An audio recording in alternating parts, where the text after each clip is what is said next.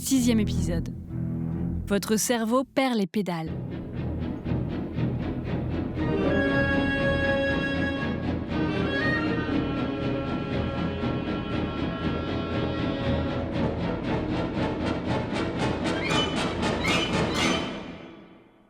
Est-ce que vous avez senti votre cœur s'accélérer? Est-ce que vous avez eu la boule au ventre? Les Dents de la Mer, thème très connu, culte, nous met un peu tous en tension. Cette tension corporelle qu'on peut ressentir n'est pas anodine. Contrairement à ce qu'on pense, notre cerveau ne fonctionne pas du tout comme un ordinateur qui répète les mêmes opérations. Genre avec un même input, on va avoir les mêmes outputs. Mais on est sujet à plein de facteurs qui viennent moduler comment on fonctionne.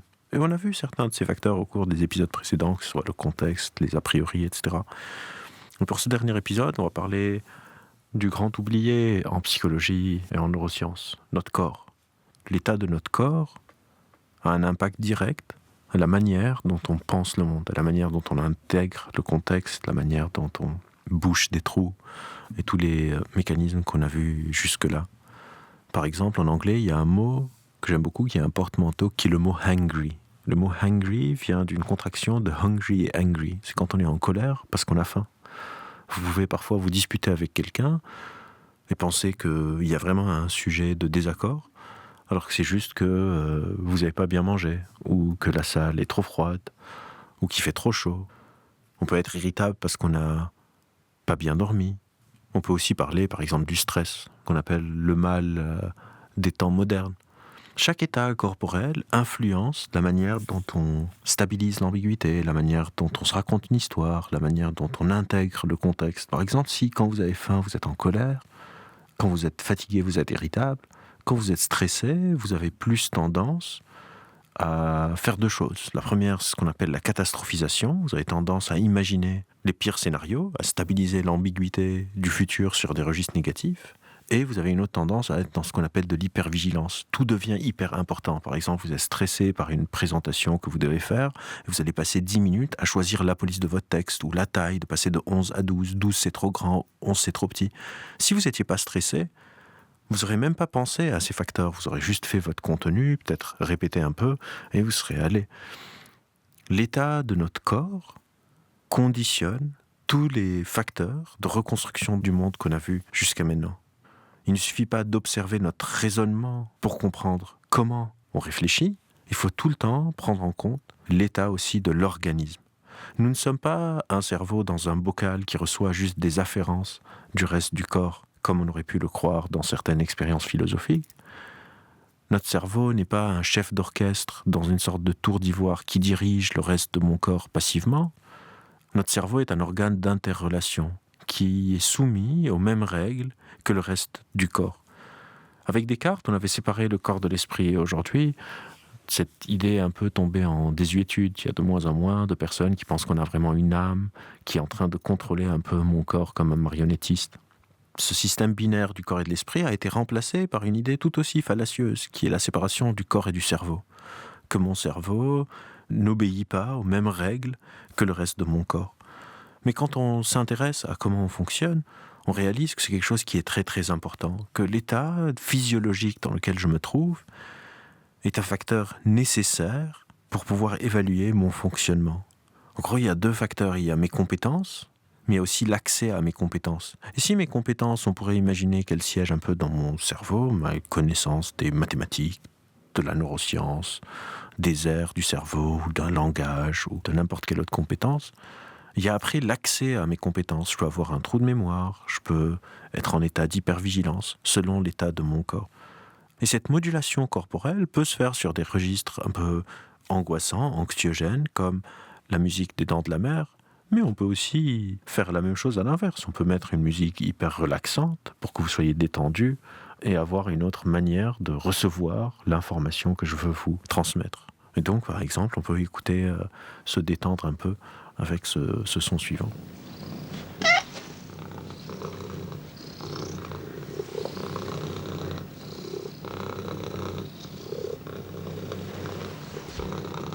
Vous vous sentez un peu mieux là? Figurez-vous que cette modulation de nos états corporels n'est pas anodine et souvent utilisée à notre insu parfois pour nous pousser vers tel ou tel registre de réduction de l'ambiguïté, vers tel ou tel registre d'interprétation, parce qu'on peut prédire la manière dont une personne va réagir selon l'état de tension dans lequel elle se trouve. Comme je vous ai dit, on sait que par exemple dans les troubles anxieux, quand on est stressé, on est dans des mécanismes un peu de survie. C'est pour ça que si vous dites à quelqu'un de stressé, calme-toi, ça se passe en général assez mal. Et que si une personne stressée est hyper vigilante et catastrophisante.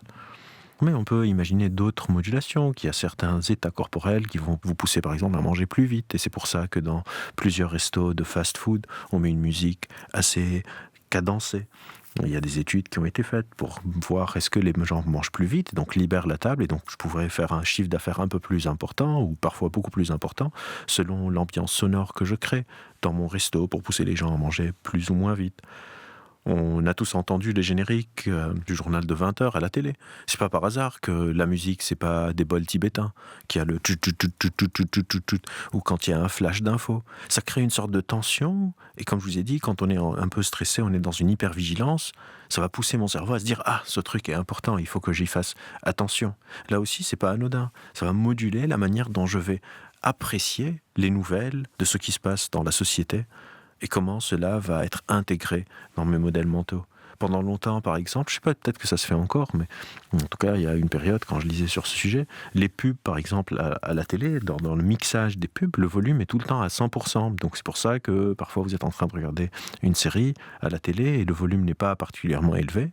Quand la pub arrive, vous devez baisser le volume de votre télé, et une fois que la pub est finie, là vous entendez plus très bien, il faut rehausser. Là aussi, parce que ces sons plus forts, avec une musique qui là aussi est assez rythmée, va attirer votre attention pour que le publicitaire se maximise les chances que vous fassiez attention à son produit et éventuellement qu'il puisse vous le vendre. Quand vous êtes en train d'évaluer vos choix, quand vous êtes en train d'évaluer le choix des autres, vos opinions, les opinions des autres, vos comportements, le comportement des autres, rappelez-vous qu'elles ne sont pas le fruit uniquement de vos délibérations, que nous ne sommes pas notre cerveau. Je ne suis pas juste une personne qui reçoit de l'information, qui la traite de manière déconnectée. On pourrait même penser qu'il y a une sorte de capacité cognitive qui est tout le temps en train d'être modulée. Et ça a même des implications pour le système éducatif. Quand je suis en train d'évaluer, par exemple, je vais accepter des personnes sur dossier, et les personnes qui ont les meilleures notes, on va les prendre à la fac, et ceux qui ont de moins bonnes notes, on ne va pas les prendre. On pense que cette méritocratie est un jeu qui est juste. Mais en fait, c'est pas vrai, parce que on ne part pas tous du même endroit. Si moi, par exemple, je mange pas très bien, mon lit est moins confortable, je vis dans une maison qui est bruyante, l'accès à mes compétences est désavantagé par rapport à la personne qui fait l'examen à côté de moi, qui, elle, a ses 8 heures de sommeil par nuit, s'hydrate bien, mange bien et étudie dans un environnement qui est plutôt calme.